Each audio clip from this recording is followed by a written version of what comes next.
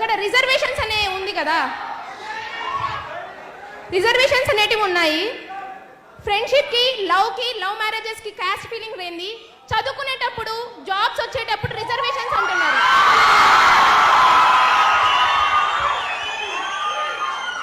ఈ క్వశ్చన్ నేను ఒక్కటి క్వశ్చన్ చేస్తుంది, ఒకరిని మాత్రమే కాదు, ఇక్కడ ఉన్న ప్రతి స్టూడెంట్ని నేను క్వశ్చన్ చేస్తున్నాను. ఫ్రెండ్షిప్ చేసేటప్పుడు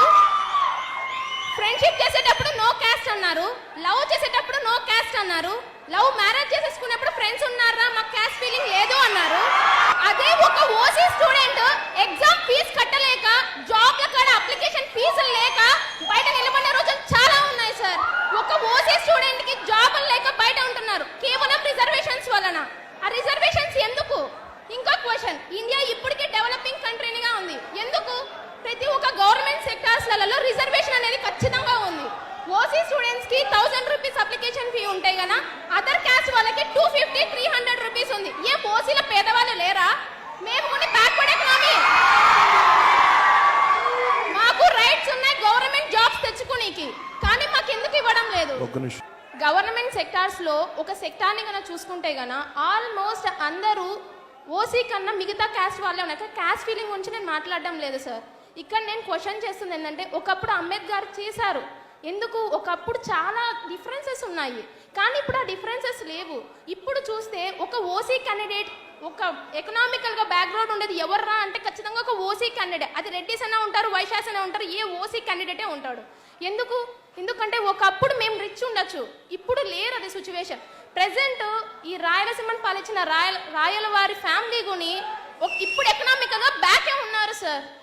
ఒక ముస్లిం కానీ క్రిస్టియన్ కానీ, ఇక్కడ నేను మెన్షన్ చేస్తుంది క్యాస్ట్ జస్ట్ ఫర్ ఇన్ఫర్మేషన్, నేను ఏ క్యాస్ట్ ఫీలింగ్ గురించి మాట్లాడడం లేదు. కానీ ఇప్పుడు ప్రతి ఒక్క స్కూల్స్లో కానీ బుక్స్ అనేది ప్రొవైడ్ చేస్తున్నారు. అట్లీస్ట్ బుక్కులు కడగని రిజర్వేషన్ ఏంటి సార్? చదువు అనేది ప్రతి ఒక్కరికి ఈక్వలే కదా. అట్లాంటప్పుడు ఇక్కడ ఎందుకు రిజర్వేషన్స్ నాకు అర్థం కావట్లేదు. ఒక గవర్నమెంట్ సెక్టార్లో తీసుకుంటే గనా, ఒక గవర్నమెంట్ సెక్టార్లో జస్ట్ ఫర్ ఒక పై అథారిటీ పీపుల్ చూసుకుంటే మోస్ట్లీ చాలా మంది బ్యాక్వర్డ్ క్యాస్ట్ వాళ్ళే ఉంటారు. ఎందుకు మీకే వస్తున్నాయి జాబ్స్ అంటే వీఆర్ ఫ్రమ్ రిజర్వేషన్.